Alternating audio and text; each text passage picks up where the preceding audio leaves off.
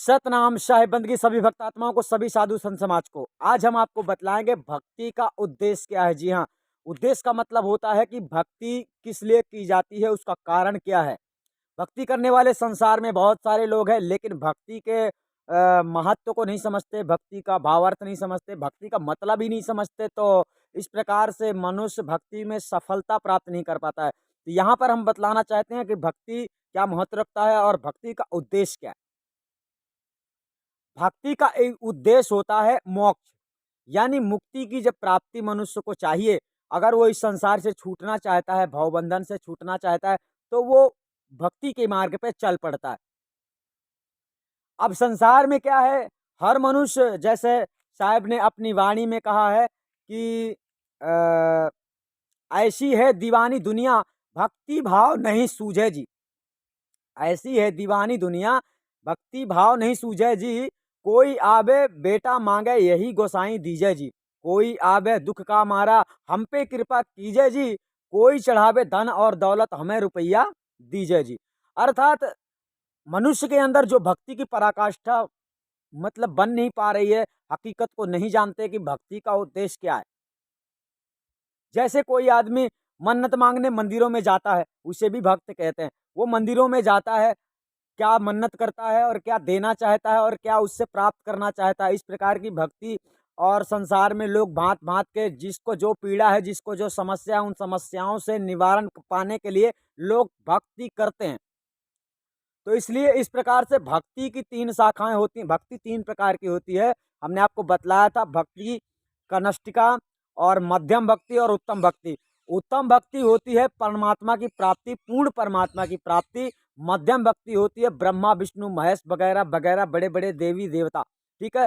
और फिर कनिष्ठ भक्ति होती है जड़ पूजा, अर्थात जड़ पूजा से जो तांत्रिक विद्या अधिक से अधिक लोग करते हैं संसार में, वे होती हैं जादू टोना मंत्र से मुक्ति दिलाने वाले या फिर जादू टोना मंत्र करने वाले। ये कनिष्ठिका भक्ति थोड़ी क्षण मात्र की क्षणभंगुर भक्ति होती है। तो इस प्रकार की भक्ति में संसार लगा हुआ है। जैसे टोना टोटका करने वाले लोग जो होते हैं, ये भी एक प्रकार की भक्ति होती है। टोना टोटका में भी प्रभावित होकर मनुष्य मर जाता है। यानी मनुष्य का जो जीवन है बहुत ही जीर्ण है। जीर्ण यानी बहुत ही नाजुक है।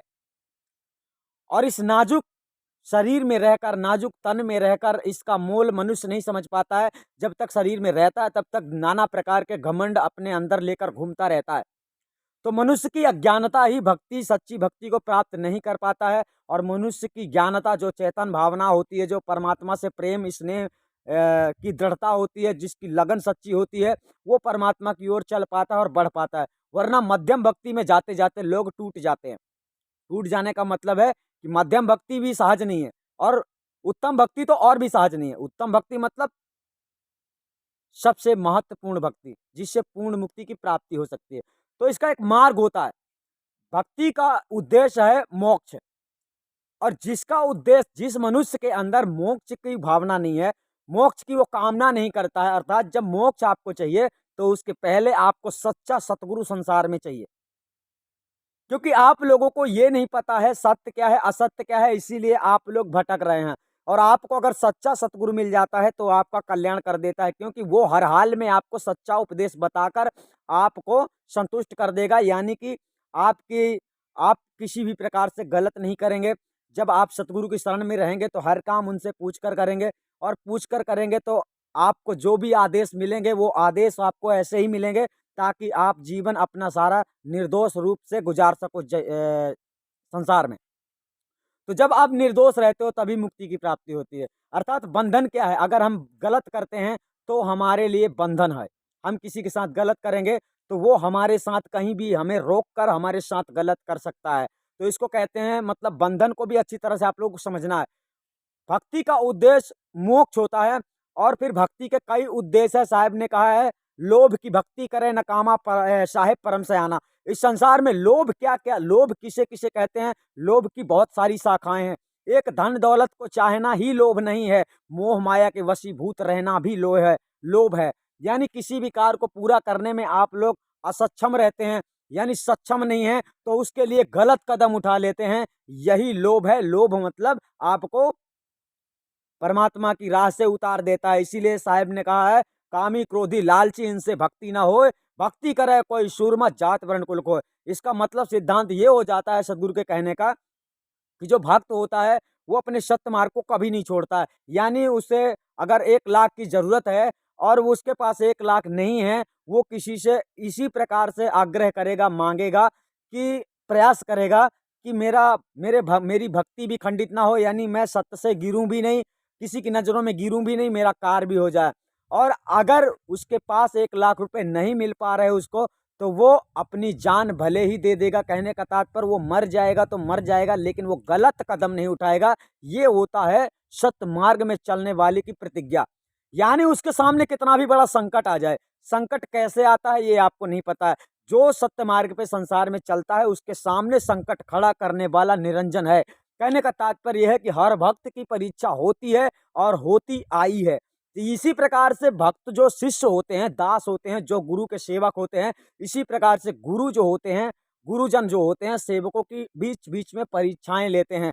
तो जब गुरु के अधीन कोई शिष्य होता है, तो वह अपने आप को सँभाल लेता है और गुरु भक्ति में कामयाब हो जाता है। यानी गुरु भक्ति में कामयाब होना भी इतना आसान नहीं है। इसलिए साहब ने कहा है कि गुरु से लगन कठिन है भाई, और लगन लगे बिन काज न सिरि है, ज्यों प्रलय हो जाए। तो भक्ति का उद्देश्य क्या होता है? आप लोगों का क्या उद्देश्य है ये हमें पता नहीं। आप लोग अपने मन की शांति चाहते हैं। मन की शांति पाने के लिए तो मनुष्य क्या-क्या करता है, फिर भी मन की शांति होती नहीं है।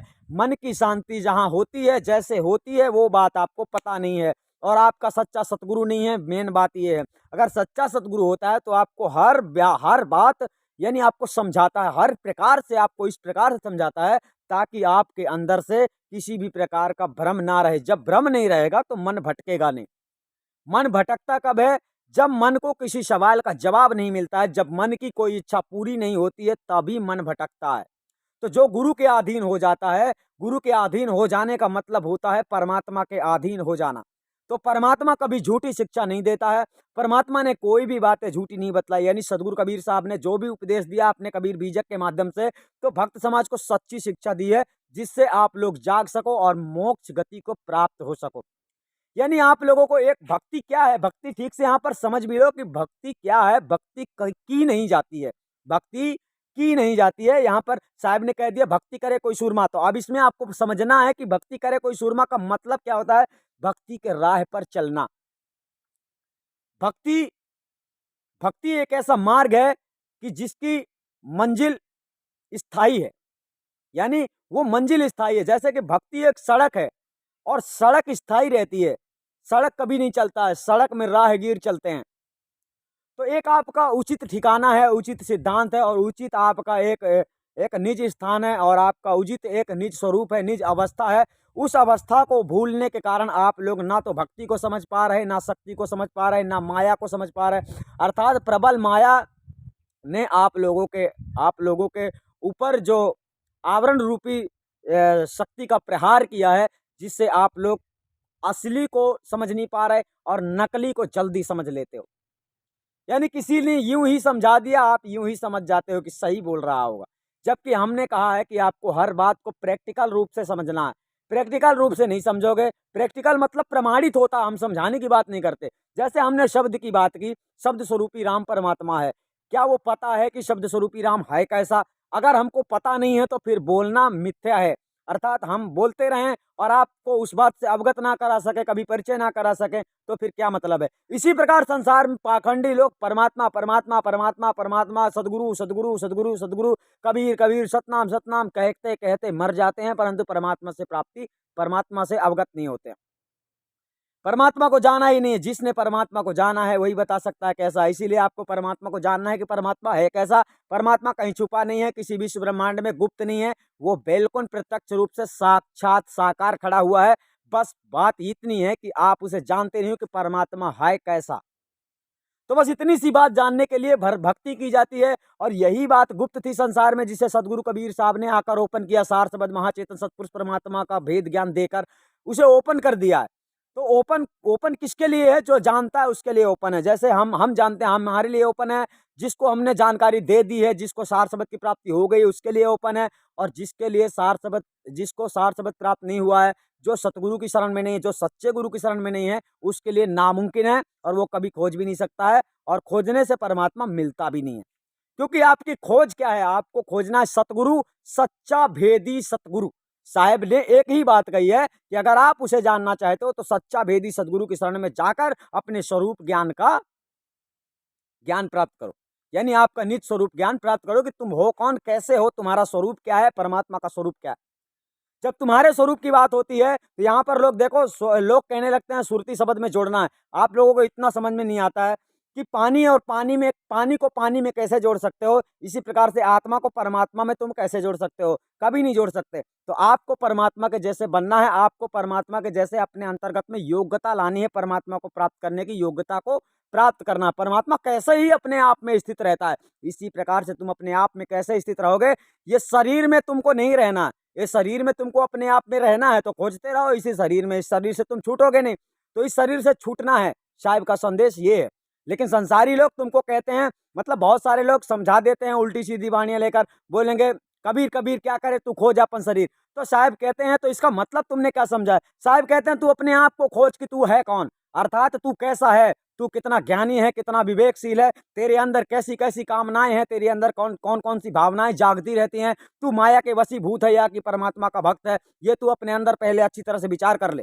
अर्थात जब तक आप निर्मल नहीं होते, जब तक आप साफ नहीं होते, जब तक आपका शुद्ध चित्त नहीं होता है, तब तक परमात्मा तो क्या तुमको सतगुरु यानी सच्चा गुरु भी मिल जाए तो बहुत मुश्किल है। तो जब आपकी निर्मल निर्मल काया हो जाती है, मन निर्मल हो जाता है, तब आपको सतगुरु से भेंट होती है, मुलाकात होती है, तब आपके ऊपर सतगुरु की कृपा होती है। आपने यहाँ पर समझा भक्ति का उद्देश्य क्या? भक्ति का उद्देश्य मोक्ष है, और संसार में भक्ति किसी भी काम के लिए नहीं की जाती है। जैसे तुम कितनी भी भक्ति करो, इस संसार में कितना भी तुम भक्ति कर लो, लेकिन ये तुम मान लोगे कि हमने उसकी भक्ति की तो हमें ये प्राप्त हुआ है। तुम्हें मालूम नहीं है इस संसार में सबको देने वाला एक ही मालिक है, और उस मालिक को तुम जानते नहीं हो। जो देता है वो एक ही है, देने वाला दाता एक राम, भिखारी सारी दुनिया। समझना है आपको, ठीक से सीधी सी बात है कि दाता एक राम, भिखारी सारी दुनिया। सकल जगत संसार में, सकल सृष्टि में देवी देवता जीव चराचर जगत के जितने जीव जंतु प्राणी, उन सबको देने वाला एक ही है। वो केवल देता है, वो कभी लेता नहीं है। लेकिन इस संसार में तुम्हें जो कुछ कोई देता है उससे ज्यादा वो तुमसे ले लेता है, ये तुम्हें पता नहीं चलता है। इसलिए बिना कर्म के कोई फल प्राप्त करने की आशा ना करें। आप कर्म करते रहें और फल की चिंता भी ना करें, फल आपको अवश्य मिलेगा। ठीक है, आप लोग समझ पाए होंगे कि भक्ति का उद्देश्य क्या? भक्ति का उद्देश्य मुक्ति है। अगर तुम्हारे अंदर मोक्ष की कामना नहीं है तो कोई भी भक्ति करना व्यर्थ है। राम की करो, कृष्ण की करो, हनुमान की करो, लक्ष्मी जी की करो, विष्णु जी की करो, ब्रह्मा, किसी की भी करो, अगर तुम्हारे अंदर मोक्ष की कामना नहीं है तो भक्ति व्यर्थ है। इसलिए कि तुम सर पटक पटक के मर जाओगे इन देवी देवताओं के लिए। तुमको 1 रुपया आकर देने वाले नहीं है, परंतु किसी आदमी के सामने जाकर अगर आधीनता से बोलोगे तो हो सकता है 10-5 वो दे भी देगा। तो यही आपको समझना है कि संसार में जो पाखंड फैला हुआ है परमात्मा के नाम पर, सो मिथ्या, यानी लोग झूठ बोलते हैं। तो आपको यहाँ पर समझना, भक्ति का उद्देश्य है मोक्ष। और अगर मोक्ष का उद्देश्य आपका नहीं बना है, आप मोक्ष नहीं चाहते, संसार से भक्ति करना चाहते हो, तो करते रहो, वो आपकी मर्जी है। मगर वो सारी भक्ति अधूरी मानी जाती है और उत्तम भक्ति नहीं मानी जाती। उत्तम भक्ति को आप तब प्राप्त होगे, उत्तम भक्ति मतलब श्रेष्ठ भक्ति होती है, और श्रेष्ठ भक्ति तब मानी जाएगी जब आप सत्य मार्ग पे चलोगे, सत्य पुरुष परमात्मा की खोज के लिए सतगुरु की खोज करोगे, और वेदी सदगुरु को प्राप्त करके उनसे सच्चा सार शब्द भेद प्राप्त कर लोगे, तभी तुम सच्चे भक्त माने जाओगे। अन्यथा आप असत्य मार्ग पर चल रहे हो और माया के गुलाम गीदड़ बनकर माया में ही आप 84 में भटक जाओगे।